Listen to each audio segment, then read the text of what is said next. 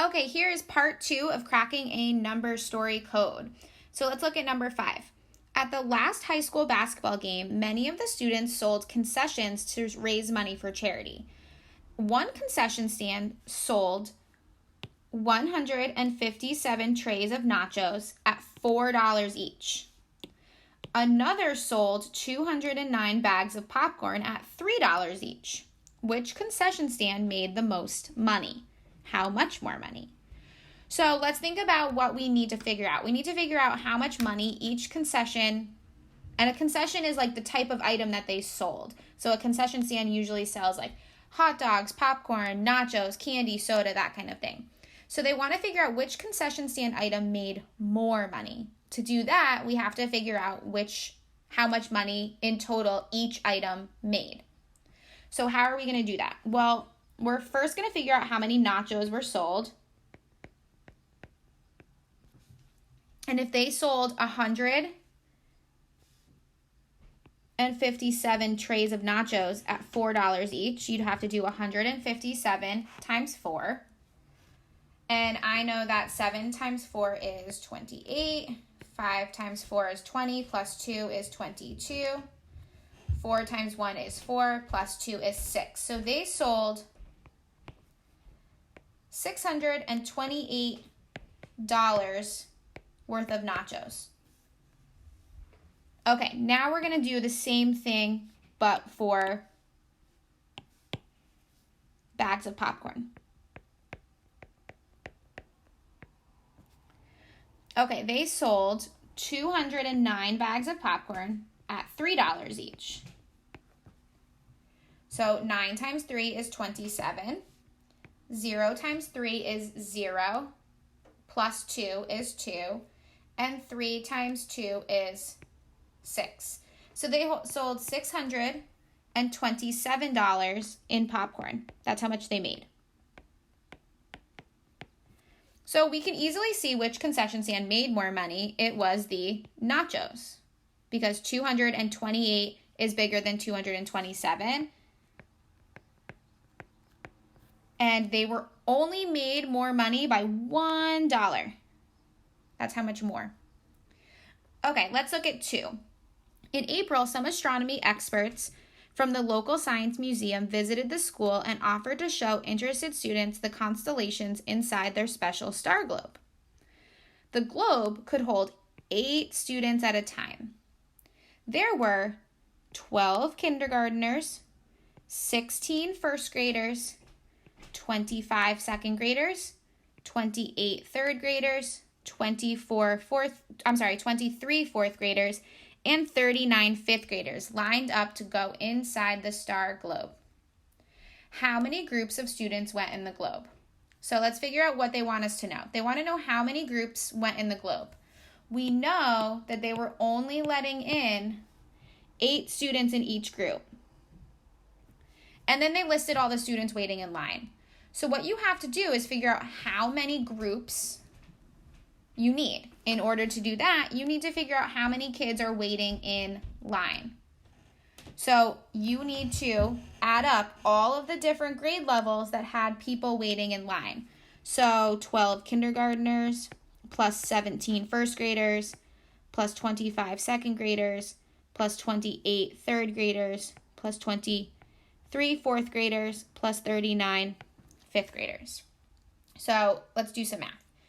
2 plus 7 is 9, plus 5 is 14, plus 8 is 22, plus 3 is 25, plus 9 is 34. So put the 4 and carry up the 3. So 1 plus 1 is 2, plus 2 is 4, plus 2 is 6, plus 2 is 8, plus 3 is 11, plus the 3 we carried, and you get 14. There was 144 students waiting in line for the star globe. So we have to put those in groups of 8. So I'm going to go over here where I have more room. So 8 kids per group divided by the total number of kids, which is 144. Now, 8 can't go into 1 because it's too big, but 8 can go into 14 one time. It can't go 2 because 8 times 2 is 16 and that's too big. So 8 times 1 is 8. So 14 minus 8 is 6. Bring down that 4. And 8 times 8 is 64 because 64 is a multiple of 8. So you have no remainder. And your answer is 18. They had 18 groups of 8 students. Okay. 7. We're almost ready to crack the code. Every year, musicians from our school and other schools come together to hold the all-district winter concert. This year, 28 string players, 23 woodwind players, 5 percussionists, and 19 brass players participated. The concert always includes a special song played by only the best musicians, the top third of all of the musicians in the concert. How many students participated in this special song? Okay, so the first thing, what they're asking is what was the top third of the musicians that played? Only those top third get to play because they are considered the best musicians. So in order to figure that out, we have to figure out how many musicians in total there were. So if I were to write this as a number model, I would do 28 plus 23 woodwinds plus 5 percussionists plus 19 brass players. And then I would take that total and I would divide it by 3 to get the top third, to figure out how many kids would be in that top third. So 28 plus 23 is 51, plus 5 is 56, plus 19 is 75. And I know that 3 times 25 is 75. So there are 25 students in that best musicians category. The top third of all the musicians in the concert was 25 students. Okay, let's look at 8. It's time to crack the code. Transfer the answer to each question in problems 1 through 7 to the boxes below. For example, the answer to problem 1 goes in the first box. The answer to problem 2 goes in the second box, and so on. Each number stands for a letter.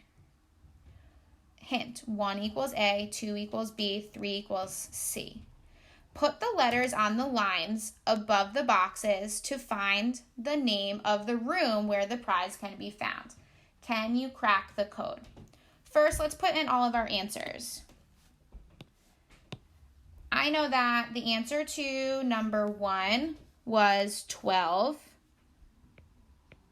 The answer to number 2 was 9. The answer to number 3 was 2. The answer to number 4 was 18. The answer to number 5 was 1. The answer to number 6 was 18 again. The answer to number 7 was 25. Okay, so the hint seems to tell me that it's the letter, that each letter is assigned a number 1 through how many letters are in the alphabet. So if I did the alphabet and I counted, the 12th letter of the alphabet is L. The 9th letter in the alphabet is I. The second letter in the alphabet is B, and we already know that because they gave us that in the hint. The 18th letter of the alphabet is R, and I know we used 18 twice.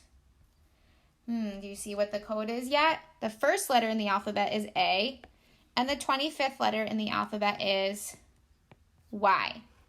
So you can find the prize in the library. Okay, watch the next video for your math boxes.